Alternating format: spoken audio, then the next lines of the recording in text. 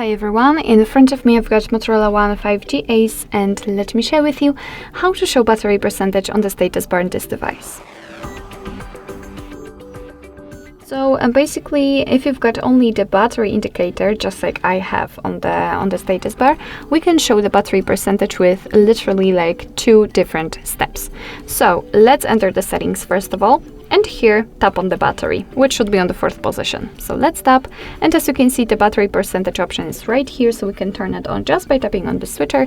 And as you can see, from now on, your device will display the exact percentage of the usage of the battery next to the battery icon. Of course, you can turn it off the same way, but let me leave it like this because it's useful. So basically that's all. This is how to show a battery percentage on the status bar in your Motorola One 5G Ace. Thank you so much for watching. I hope that this video was helpful, and if it was, please hit the subscribe button and leave the thumbs up.